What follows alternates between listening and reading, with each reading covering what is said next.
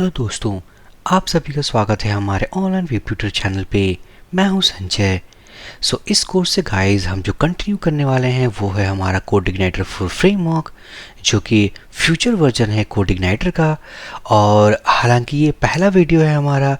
इस video session में हम डाउनलोड और कोडिग्नाइटर का सेटअप हम अपने लोकल सिस्टम में करेंगे। और अगर आप न्यू यूज़र है या हमारे चैनल को अभी तक आपने सब्सक्राइब नहीं किया है तो फटाफट जाके जल्दी से चैनल को सब्सक्राइब कर दें, ताकि हमारे चैनल के सभी आने वाले वीडियोस की अपडेट आपको मिलती रहे। हम इस चैनल के जरिए काफ़ी सारी चीज़ें सीखने वाले हैं बिल्कुल आसान तरीके से, चाहे वो वर्डप्रेस में हो या PHP या किसी फ्रेमवर्क में हो। तो सबसे पहले मैं अपने कोडिग्नाइटर 4 के सेटअप अपने लोकल सिस्टम में करने वाला हूं। तो मैं जाऊंगा ब्राउज़र पे। ये रही हमारी ऑफिशियल वेबसाइट कॉल्ड CodeIgniter.com। अगर इसके इस होम पेज पे अगर हम थोड़ा ध्यान दें तो यहाँ पर है द लेटेस्ट वर्जन इज 4.0.3। अगर मैं क्लिक करूँ डाउनलोड पे तो CodeIgniter comes in 3 flavours: CodeIgniter 3 current, CodeIgniter 4 future and CodeIgniter 2 legacy. इसके कहने का मतलब है जो कोडिग्नाइटर 3 है वो करंट वर्जन है, कोडिग्नाइटर 4 वो फ्यूचर वर्जन है एंड कोडिग्नाइटर 2 हमारा लीगैसी वर्जन है। तो ऐसा क्यों है कि इन्होंने कोडिग्नाइटर 4 एक फ्यूचर वर्जन लिखा हुआ है? क्योंकि कोडिग्नाइटर 4 अभी भी डेवलपमेंट मोड में है। codeIgniter.com के जो डेवलपमेंट कम्युनिटी है अभी भी हमारे एडवांस फीचर्स ऑफ कोडिग्नाइटर 4 पे काम कर रही है। इसलिए ये पूरे तरीके से स्टेबल वर्जन को इन्होंने रिलीज नहीं किया है। यहाँ पर हमारे पास कोडिग्नाइटर 4 के कुछ लाइंस हैं और यहाँ पर हमारे पास कोडिग्नाइटर 3 के कुछ लाइंस हैं। कोडिग्नाइटर 4 में आप देखोगे तो हमारे पास एक डाउनलोड बटन है, जिसको क्लिक करते ही हमारा एक जिप्ड फोल्डर डाउनलोड होगा और उस सेटअप के जरिए हम अपने कोडिग्नाइटर 4 में काम करना स्टार्ट कर सकते हैं। कोडिग्नाइटर 4 में हमारे पास सिर्फ एक ही तरीका नहीं है जिसके थ्रू हम अपने इंस्टॉलेशन को डाउनलोड कर सकते हैं। अगर मैं इस पर क्लिक करूं तो आप देख सकते हैं कि हमारे पास फ्रेमवर्क 4 के नाम से कोडिग्नाइटर 4 सेटअप का एक जिप्ड फोल्डर डाउनलोड हो चुका है। अगर मैं जाऊं डायरेक्टरी स्ट्रक्चर पे ये रहा हमारा फ्रेमवर्क -4.0.3। ये है वो फोल्डर जो कि हमने डाउनलोड किया हुआ है इस बटन के क्लिक के ऊपर। तो ये है हमारा कोडिग्नाइटर 4 सेटअप जो कि हमने मैनुअल तरीके से डाउनलोड किया है। कोडिग्नाइटर 4 में हमारे पास एक ही तरीका नहीं है, जैसा कि हमने बात किया है। हमारे पास एक और वे है by the help of composer. Composer के हेल्प से हम अपने कोडिग्नाइटर 4 के सेटअप को डाउनलोड और इंस्टॉल कर सकते हैं। तो अगर कंपोजर के थ्रू अगर हम जाना चाहते हैं तो सबसे पहले हमें मेक श्योर करना पड़ेगा कि हमारे सिस्टम में कंपोजर इंस्टॉल्ड हो। अगर हमारे सिस्टम में कंपोजर अगर इंस्टॉल्ड हो तो हम कैसे वेरीफाई करेंगे? अगर आप विंडोज़ ऑपरेटिंग सिस्टम हो तो आपको जाना है अपने कमांड प्रॉम्प्ट पे। जहाँ तक कि मैं अपने ऑपरेटिंग सिस्टम लिनक्स यूज़ कर रहा हूँ, मैं टर्मिनल पे हूँ। सिंपली टाइप करूँगा मैं command called composer, enter press करूँगा। तो एंटर प्रेस करते ही हमारे पास काफ़ी सारे अवेलेबल कमांड्स हैं, साथ ही साथ हमारे पास काफ़ी सारे ऑप्शंस हैं। ये वेरीफाई ये कर रहा है कि हम मेरे सिस्टम में कंपोजर इंस्टॉल्ड है। अगर आप ये कमांड टाइप करते हो, एंटर प्रेस करते हो, अगर सपोज आपको कोई एरर आती है something composer command is not found करके, इसका मतलब आपके सिस्टम में कंपोजर इंस्टॉल्ड नहीं है। तो सबसे पहले आपको कंपोजर इंस्टॉल करना होगा। तो फिलहाल मेरे सिस्टम में कंपोजर में इंस्टॉल है। तो हम ये देखेंगे कि कंपोजर के थ्रू हम कोडिग्नाइटर 4 सेटअप को कैसे डाउनलोड करें। तो मैं जाऊंगा इसके ऑफिशियल वेबसाइट पे codeigniter4.com डाउनलोड। डाउनलोड के बजाय मैं जाऊंगा अपने इस डॉक्यूमेंटेशन पे। यहाँ पर आप देखोगे कोडिग्नाइटर 4 ऑनलाइन यूजर गाइड। मैं इस पे क्लिक करूंगा तो ये है गाइस डॉक्यूमेंटेशन कोडिग्नाइटर 4 की। यहाँ पर आपको दिखेगा एक इंस्टॉलेशन का मेन्यू, सिंपली उस पर क्लिक करना है। स्क्रॉल करूंगा मैं तो स्क्रॉल करने के बाद हमारे पास आप देख सकते हो मैनुअल इंस्टॉलेशन और कंपोजर इंस्टॉलेशन दो तरीके अवेलेबल है। तो मैं क्लिक करूंगा इस कंपोजर इंस्टॉलेशन पे, स्क्रॉल करूंगा। सो यहाँ पर हमारे पास एक सेक्शन है कॉल्ड इंस्टॉलेशन एंड सेटअप। यहाँ पर हमारे पास एक कमांड अवेलेबल है। अगर मैं इस कमांड को कॉपी करूँ, स्लाइड्स पे जाऊँ, एक नया टैब ओपन करूँगा, पेस्ट करूँ। सो यहाँ पर जो हमारे पास कमांड है वो है कंपोजर क्रिएट प्रोजेक्ट।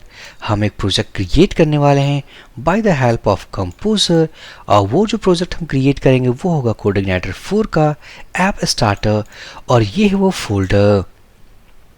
इसका मतलब जिस भी पाथ पे हम इसे इंस्टॉल करेंगे ये एक प्रोजेक्ट -रूट के नाम से एक प्रोजेक्ट क्रिएट करने वाला है इस कोडिग्नाइटर 4 में। तो अगर मैं इसे कर दूं सपोज ऐप 2 या कुछ और भी नाम रख सकते हैं, यहाँ पर मैं इसे कॉपी करूँगा इस कमांड को, और ये है हमारा HTML फोल्डर के अंदर कोडिग्नाइटर 4।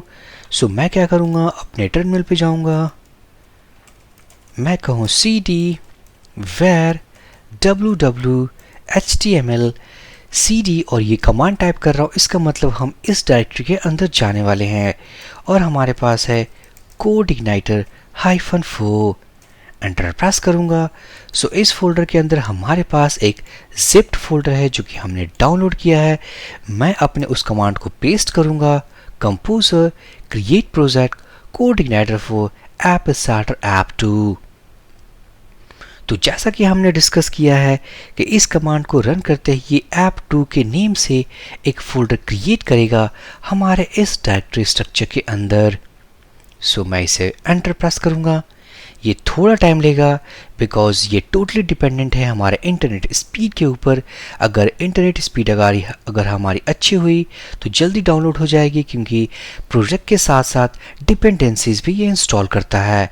तो आप देख सकते हो कोडिग्नाइटर 4 सेटअप हमारा इंस्टॉलेशन स्टार्ट हो चुका है और ये डाउनलोड कर रहा है हमारा 4.0.3।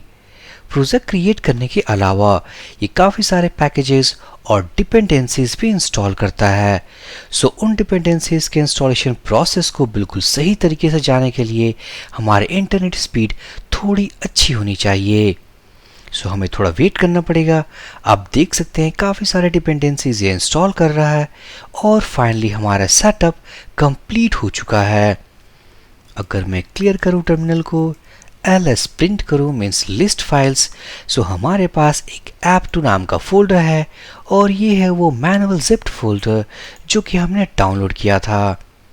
मैं जाऊंगा अपने फोल्डर स्ट्रक्चर पे, ये रहा हमारा ऐप2 जो कि हमने डाउनलोड किया है वाया कंपोजर कमांड।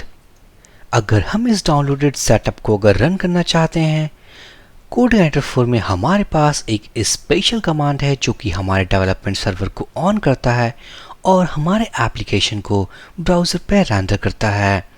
अगर मैं जाऊं स्लाइड्स पे, अगर आपने कोडिग्नाइटर के अलावा अगर आपने मीन्स लैरावेल फ्रेमवर्क के बारे में अगर आपको कोई आइडिया हो तो हमारे पास एक कमांड होती है जिसकी हेल्प से हम डेवलपमेंट सर्वर ऑन करते हैं और अपने लैरावेल एप्लीकेशन को रन करते हैं, और वो कमांड है हमारा php artisan serve। इस कमांड के हेल्प से हम लैरावेल के डेवलपमेंट सर्वर को ऑन करते हैं।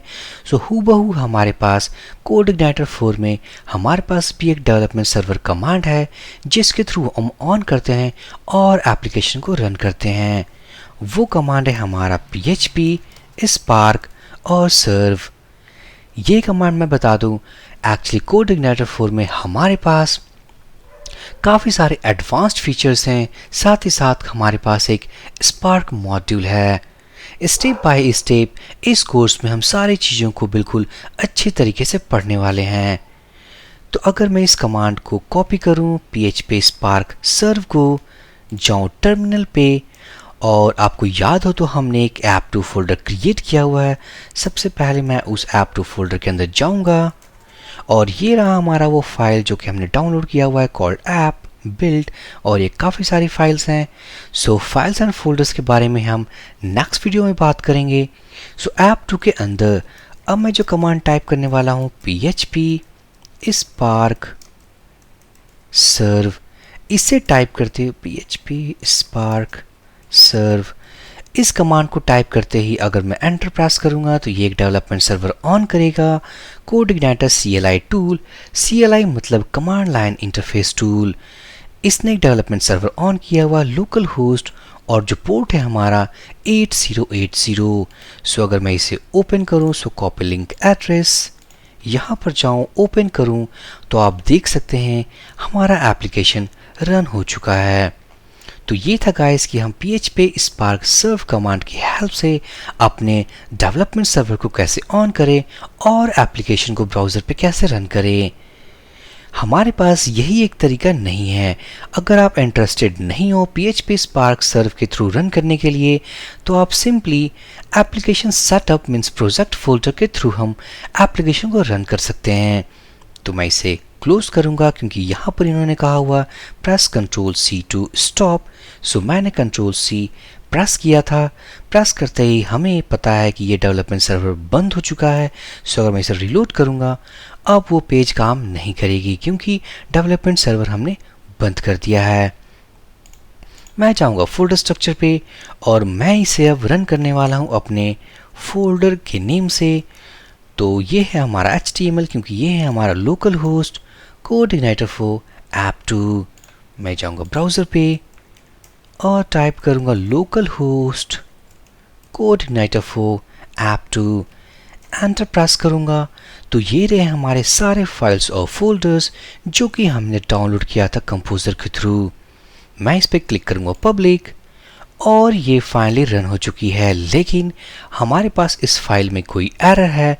सो इस एरर को हम नेक्स्ट वीडियो में सॉल्व करेंगे और ये भी देखेंगे कि कितने सारे फाइल्स और फोल्डर्स जो हमने डाउनलोड किए हैं उनकी इंपॉर्टेंस क्या है इस कोडइग्नाइटर फॉर सेटअप में। So step by step guys हम इस कोर्स में प्रोसीड करेंगे अपने इस कोडइग्नाइटर 4 फ्रेमवर्क ट्यूटोरियल में। अगर आपको यहाँ पर कोई डाउट हो तो आप कमेंट ड्रॉप कर सकते हैं, मैं उसका रिप्लाई कर दूंगा। So for this video session guys, thank you for watching, have a great day.